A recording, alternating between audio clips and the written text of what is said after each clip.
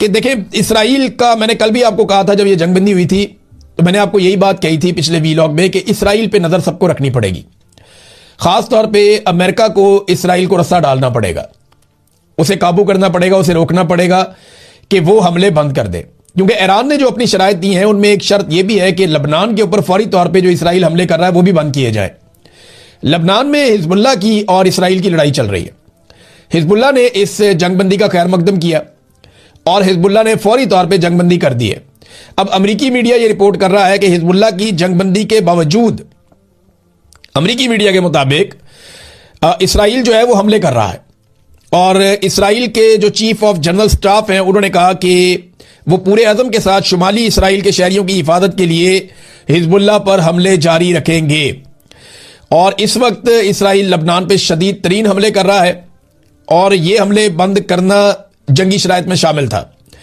अब अगर ये शर्त पूरी नहीं की जाती तो फिर ईरान की जो फारस न्यूज एजेंसी है उन्होंने एक दावा किया ईरानी मिलिट्री सोर्सेज की जानिब से कि इस पर ईरान अपने रद्द-ए-अमल की तैयारी कर रहा है कि अगर इसराइल बाज नहीं आता और वो लबनान के ऊपर या हिजबुल्लाह के ऊपर लगातार अपने हमले जारी रखता है शहरियों पर, तो फिर ईरान रिटेलिएट करेगा।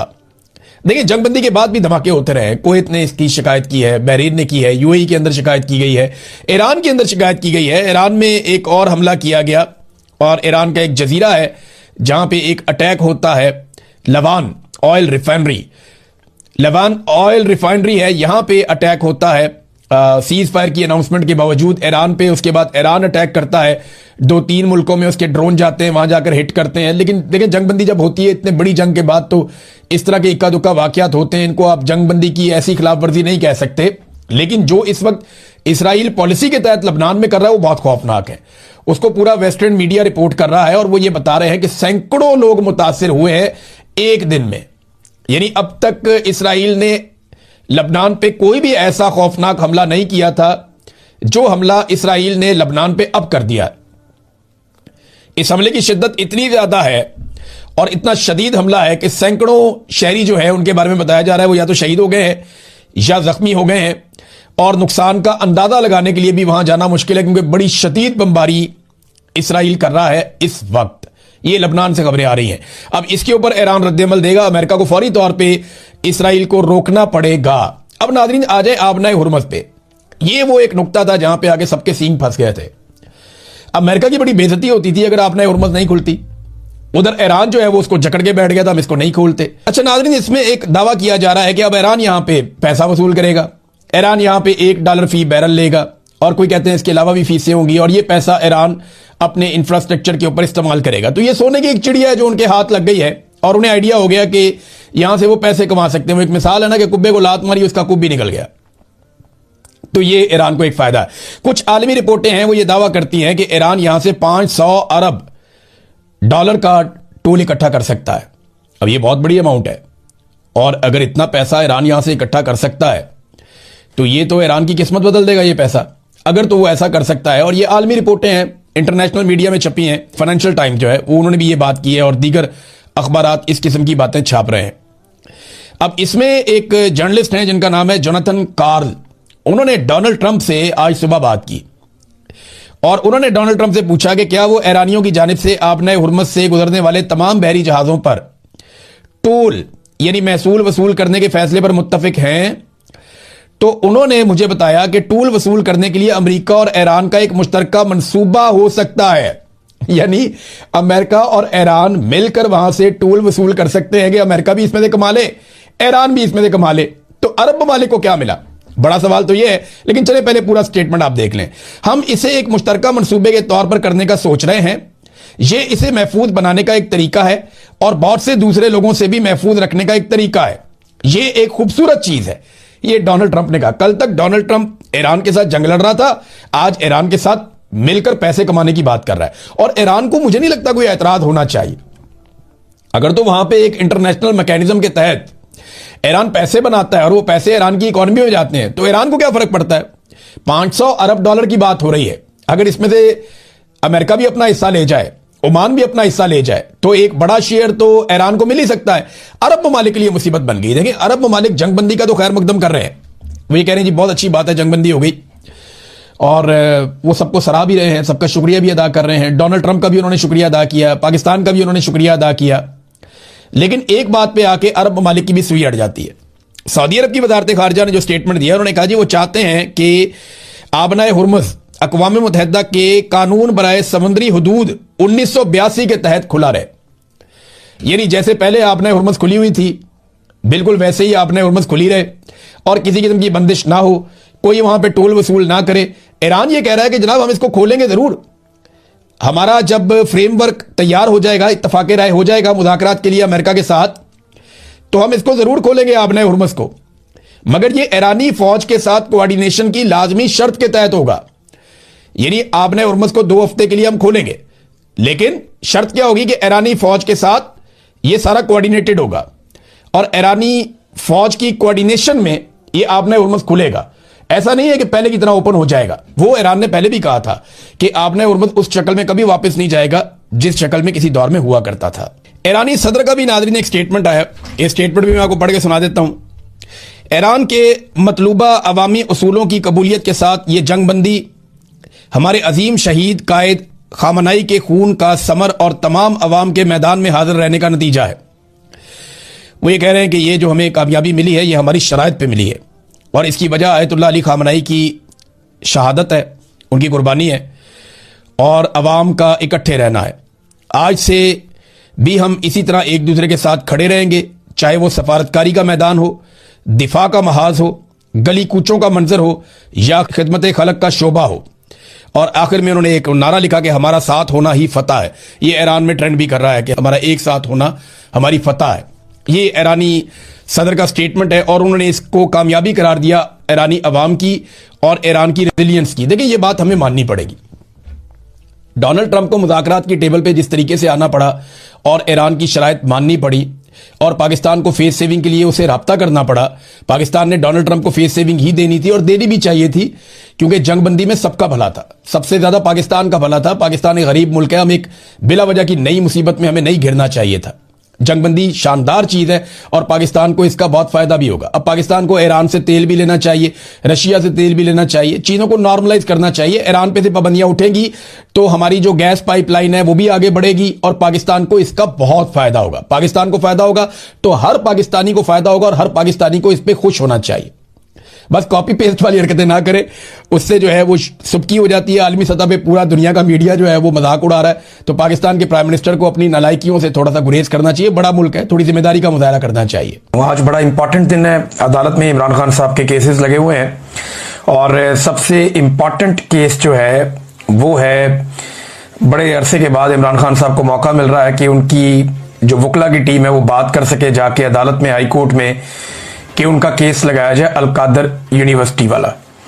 देखें ये वो वाहिद केस है जिसमें इमरान खान साहब को इस वक्त सजा हुई है। इसी केस में इस वक्त वो जेल में बंद है। अगर ये वाले केस में उनकी बेल हो जाती है या सजा मुअत्तल हो जाती है तो इमरान खान साहब बाहर आ जाएंगे फौरी तौर पे। उनके वकला ये दावा करते हैं इमरान खान साहब के केस में कोई जान नहीं है, हमें मौका मिलेगा अदालत में हम केस उड़ा के रख देंगे। अब हुआ यह है कि 26 जून के बाद से लेकर अब तक इसके बाद समाअत ही नहीं हुई।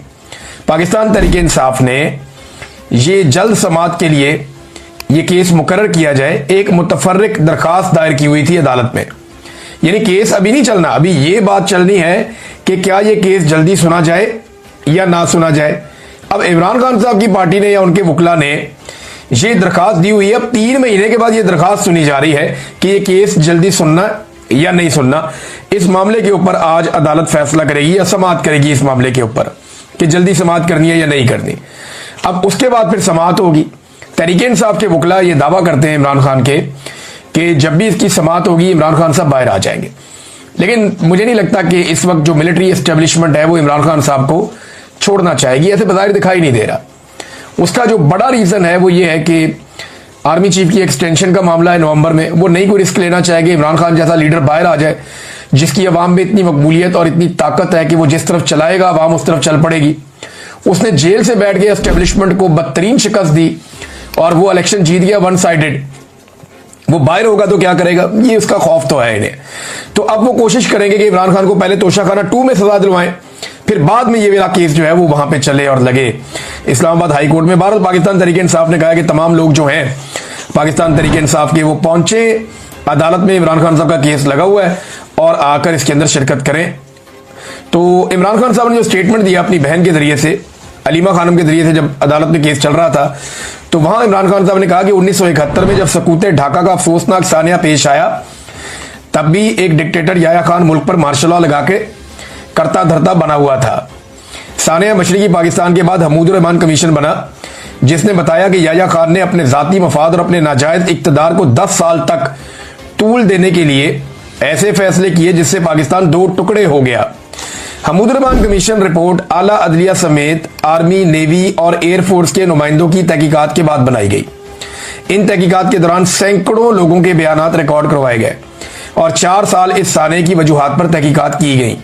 हमूदुर रहमान कमीशन के मुताबिक एक शख्स की हवस और अना ने जुल्म और जबर का वो बाब रकम किया जिसके बाद मुल्क हमेशा के लिए टूट गया। सबसे गलत फैसला शेख मुजीबुर रहमान की मकबूल तरीन जमात अवामी लीग को दबाने का था। जिस पार्टी ने 162 में से 160 नशिस्तें जीती, उसे दीवार से लगा दिया गया और मुजीबुर रहमान को जेल में डालकर मगरबी पाकिस्तान में अपनी नशिस्तें बढ़ाकर दिखाई गईं। 24 मार्च 1971 को मुजीबुर रहमान के साथ मुज़ाकरात शुरू किए गए, मगर उसी रात बंगालियों के खिलाफ ऑपरेशन लॉन्च कर दिया गया, जिसमें सरकारी आदादोशुमार के मुताबिक 50,000 अफराद का खून बहा, जबकि असल तादाद इससे कहीं ज्यादा है। आज पाकिस्तान में वही हालात बना दिए गए हैं जो 1971 में थे। आसिम मुनीर ने 9 मई का फॉल्स फ्लैग ऑपरेशन मुल्क की मकबूल तरीन पार्टी तहरीक इंसाफ को कुचलने के लिए करवाया। सीधा सीधा इमरान खान साहब ने कह दिया कि 9 मई आसिम मुनीर ने करवाया था। ये अब बड़ा स्ट्रेट अवे आ गए इमरान खान साहब आसिम मुनीर साहब के ऊपर, हेड ऑन ले लिया उन्होंने। इससे पहले वो ये कहते थे, इमरान खान साहब के बताएं ये फॉल्स फ्लैग ऑपरेशन था। इमरान खान साहब ये कहते थे कि इसके पीछे कौन है, सीसीटीवी जिसने चुराई है वही इसके पीछे है। तो ये इमरान खान साहब पहले कहते थे, लेकिन अब उन्होंने साफ कहा कि आसिम मुनीर ने 9 मई का फॉल्स फ्लैग ऑपरेशन मुल्क की मकबूल तरीन पार्टी तहरीक इंसाफ को कुचलने के लिए करवाया।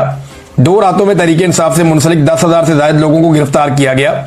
यह कैसे मुमकिन था कि 10,000 लोगों को 2 रातों में बगैर तहकीक गिरफ्तार कर लिया जाए? इसके बाद पार्टी को कुचलने का सिलसिला शुरू हुआ। मुल्क की सबसे बड़ी जमात की तमाम सियासी सरगर्मियों पर पाबंदी लगा दी गई। कोई तहरीक इंसाफ का परचम उठाता तो उसे उठा लिया जाता। हमारे उम्मीदवारों और उनकी फैमिलीज को अगवा किया गया। हमसे हमारा इंतखाबी निशान तक छीन लिया गया, मगर अवाम ने 8 फरवरी को बाहर निकलकर इस सारे बयानिए को जमीन बोस कर दिया।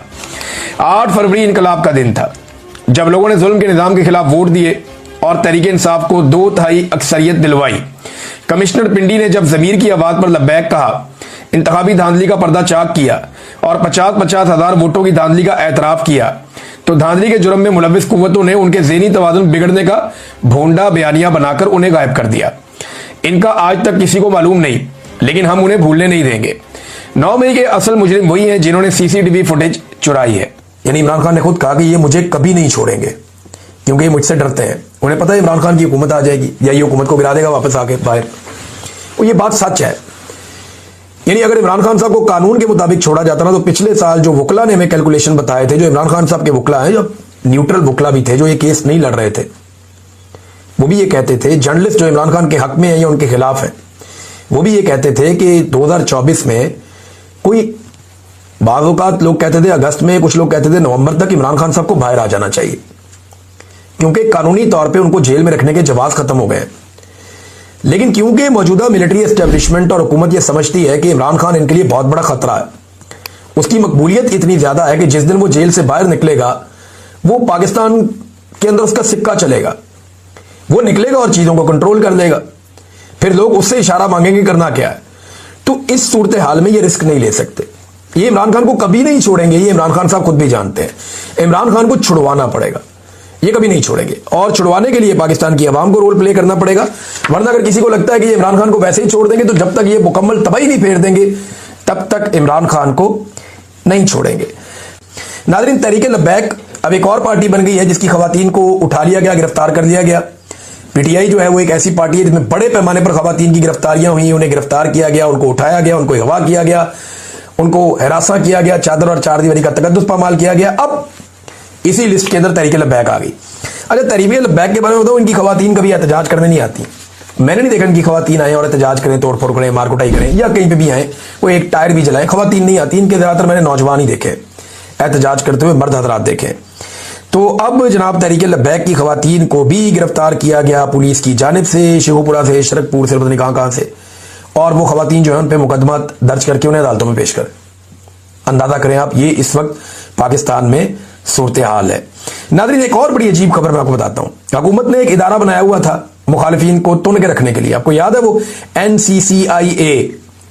अब उस इदारे के 8 अफसरान अभी तक उठा लिए गए। ये जो रिपोर्ट है, ये मुख्तलिफ मीडिया ने इस रिपोर्ट को जारी किया है। अली हमजा साहब है, उन्होंने भी इसको रिपोर्ट किया। माजिद निजामी साहब है, उन्होंने भी इसको रिपोर्ट किया कि दूसरों को उठाने वाले अपने पेटी भाई भी गायब करना शुरू हो गए। लाहौर से, इस्लामाबाद से और गुजरावाला से NCCI के कई अफसरान को एक एक करके उठा लिया गया। लाहौर से पता चलता है कि 6 उठाए गए हैं, एक गुजरावाला से और एक इस्लामाबाद से उठाया गया। अब ये अपने बंदे उठा रहे हैं। देखिए, अगर किसी ने गलत किया है तो उसको गिरफ्तार करें ना, कानून के मुताबिक उसको कटहरे में लेकर आए, उसकी इंक्वायरी करें, उसके सबूत इकट्ठे करें। लेकिन क्योंकि पाकिस्तान में एक सिलसिला चल पड़ा, सबसे आसान बंदा अगवा करो, ले जाओ, गायब करो, मारो, कुटो, जलील करो। वो क्या किया इन्होंने उसके साथ, जो कमिश्नर था चट्ठा रावलपिंडी वाला, पूरी खबर है मेरे पास, आपको देता हूं 1-2 दिन में कमिश्नर चट्ठा के बारे में मेरे पास क्या इतलात है। नादरीन, एस्टेब्लिशमेंट को एक बड़ी मुसीबत और पड़ी हुई। ये जो सुहेल अफरीदी है ना, एक तो ये हाथ नहीं आ रहा। इसने अब जो एक्टिविटी की है ना कि जरगा बुलाएंगे और एक बड़ा जरगा बुलाएंगे कबायली इलाकों का, सरदारों का, माहिदीन का, ये एक बहुत बड़ी एक्टिविटी होने जा रही। इससे पहले जब ये एक्टिविटी हो रही थी तो पाकिस्तान की मिलिट्री एस्टेब्लिशमेंट को इतना प्रॉब्लम हो गया था गंडापुर के दौर में कि उन्होंने बहुत प्रेशर बना लिया था। गंडापुर के साथ, तवातर के साथ मुलाकातें की गई थी। फिर हमने देखा वहां पे एक पुलिस का ऑपरेशन भी हुआ था जिसमें पैरामिलिट्री भी मौजूद थी, और फिर वहां पे कुछ लोग जो हैं वो जाँ बहक भी हो गए थे। बड़ा रोला पड़ गया था। बाद में फायर फाइटिंग के लिए गंडापुर को भेजा भी गया था। लेकिन पूरी कोशिश की गई कि एक तो जरगा कामयाब ना हो, और अगर हो जाए तो उसके मुतालबा दब जाए मुख्तलिफ खबरों के अंदर। अब दोबारा जरगा बुलाया जा रहा है और बड़ा जरगा बुलाया जा रहा है। तो एस्टेब्लिशमेंट को खलबली मच गई, परेशानी हो गई कि ये जरगा जो है रिपोर्ट होगा पूरे पाकिस्तान में, सोशल मीडिया इसको रिपोर्ट करेगा, रोला पड़ेगा। और खैबर पख्तूनख्वा की जो हुकूमत है वो इसको खुद कर रही है, तो वो सिस्टम से भी इसको सपोर्ट लेकर देगी। लेकिन एक मेरी गुजारिश है कि खैबर पख्तूनख्वा की हुकूमत को, या पाकिस्तान तहरीक इंसाफ की जो हुकूमत है खैबर पख्तूनख्वा में, उन्हें हर लिहाज से इस जरगे की सिक्योरिटी का खास ख्याल रखना होगा, और उन्हें खास ख्याल रखना भी चाहिए, क्योंकि ये बहुत इंपॉर्टेंट जरगा है और दुश्मन इसे सबोटाज करने की कोशिश कर सकता है। जो दहशतगर्द है वो इसका फायदा उठाने की कोशिश कर सकते हैं। लिहाजा इसमें जो है वो कोशिश की जाए कि ऐसा कुछ ना हो। नादरीन, इसराइल ने अमली तौर पर जो जंगबंदी है वो खत्म कर दी। मैं आपको जब ये कह रहा हूं तो जिम्मेदारी के साथ कह रहा हूं। खबरें आ गई पूरी दुनिया से, खबरें ये आ गई हैं कि इसराइल ने मुहासरा बहाल कर लिया। इमदादी जो सरगर्मियां हो रही थी, जो फलस्तीनियों के लिए खाना आ रहा था, पानी आ रहा था, दवाइयां आ रही थी, इमदाद आ रही थी, वो सारा सिलसिला भी इसराइल ने रोक दिया है और बमबारी भी शुरू कर दी है। हमास का स्टेटमेंट भी आ गया, एक इसराइली वजीर का स्टेटमेंट भी आ गया। वजीर दिफा जो है इसराइल का, उसने हमास के खिलाफ सख्त कार्रवाई का हुक्म दे डाला है। 20 मुकामात पर फिजाई हमले इसराइल ने किए हैं गुज़िश्ता 24 घंटों में, 20 मुकामात पे। और यह भी जंगबंदी है जिसके ऊपर पाकिस्तान दस्तखत करके इतरा रहा है, जिस पे रोजाना की बुनियाद पे हाफिज ताहिर अशरफी साहब कहते हैं जनाब कि ये तो फील्ड मार्शल और शहबाज शरीफ को क्रेडिट चाहता है, इनके खाते में डालते हैं। तो और ये कहते हैं जी डोनाल्ड ट्रंप को क्रेडिट चाहता है। ये उन सारों को क्रेडिट चाहता है जो बमबारी हो रही है, जो इसके अंदर शामिल थे। बहरहाल हमास ने क्या कहा, मेरे ख्याल में पहले वो सुन ले।